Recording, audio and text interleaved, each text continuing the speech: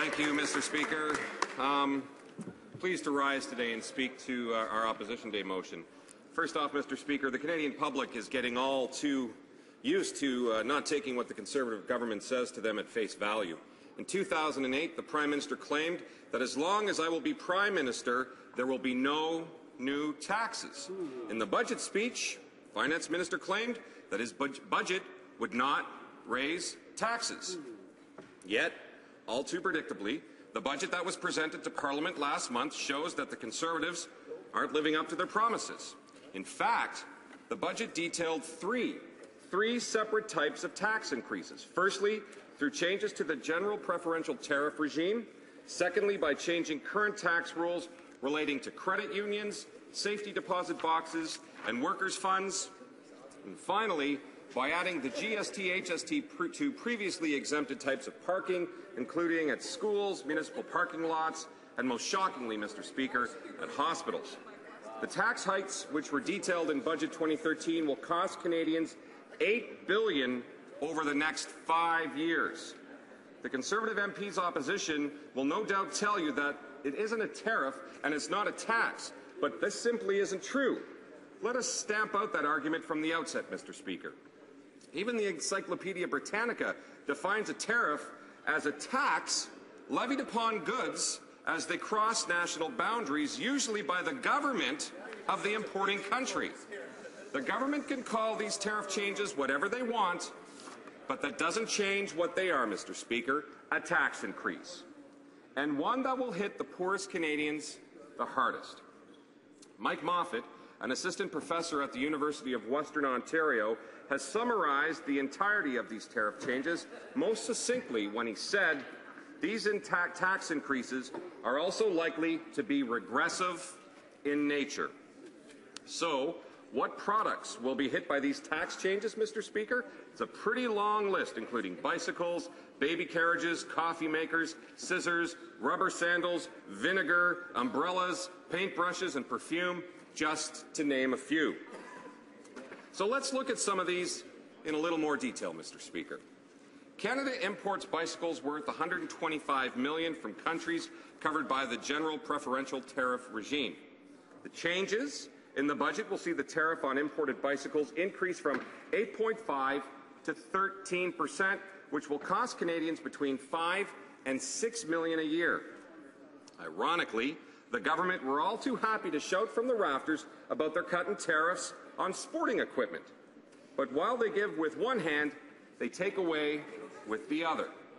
If the government is aiming to making it cheaper for Canadians to get active, why are they increasing the cost of bicycles, which not only help Canadians stay healthy, but also offer an environmentally friendly method of transportation, Mr. Speaker? The increased tax on baby carriages is equally perplexing. Again, the government was happy to sell the reduction on tariffs on baby clothes. But I don't remember any Conservative MPs or government spokespeople talking about the $1 million annual tax increase on baby carriers.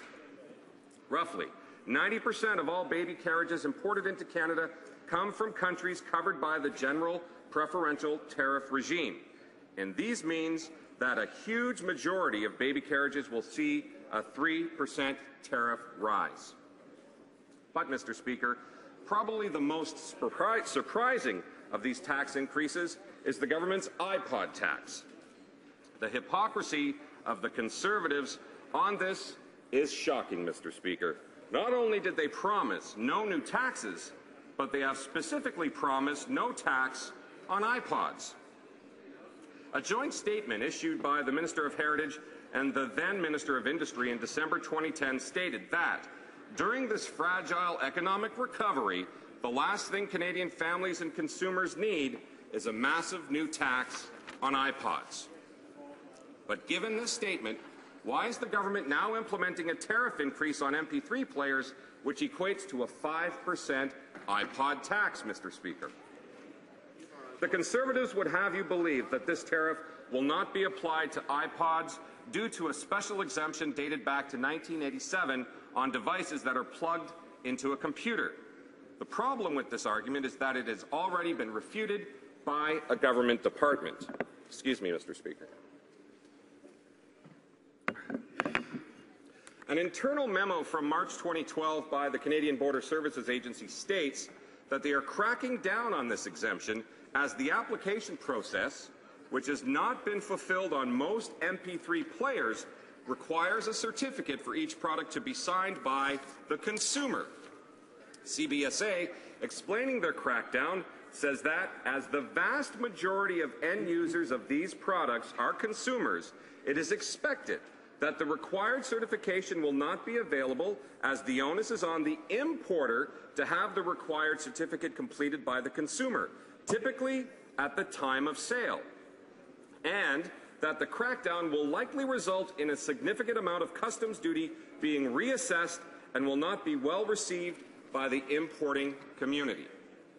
In fact, Mr. Speaker, the final nail in the Conservatives' argument's coffin is that CBSA has already written to one importer of the iPod Touch 8 GB to tell them that the product is subject to end-user verification for each and every product sold in order to get the tariff exemption. So, Mr. Speaker, it simply makes no sense for the Conservatives to increase the taxes on all these consumer goods, especially when the government's other austerity measures, as pointed out by The Economist, mean that they are essentially relying on consumer spending to get the Canadian economy into gear.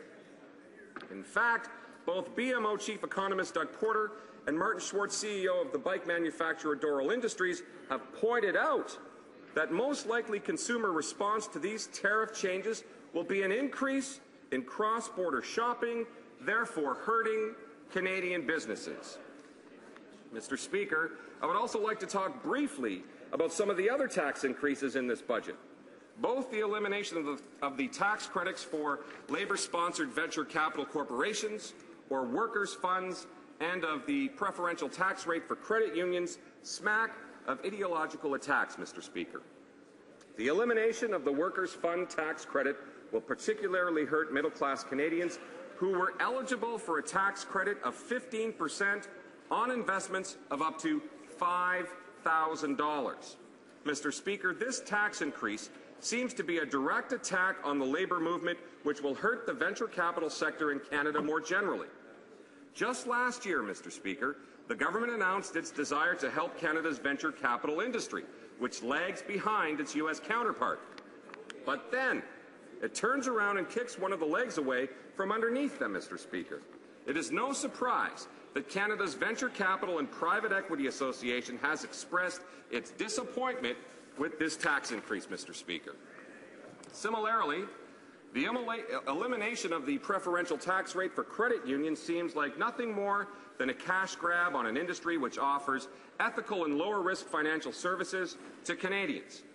The elimination of the preferential rate will add $10 to $75 million in tax costs to credit unions, costs which will unfortunately have to be passed on to the credit union's customers or lead to cuts in the great community work that credit unions do from coast to coast to coast.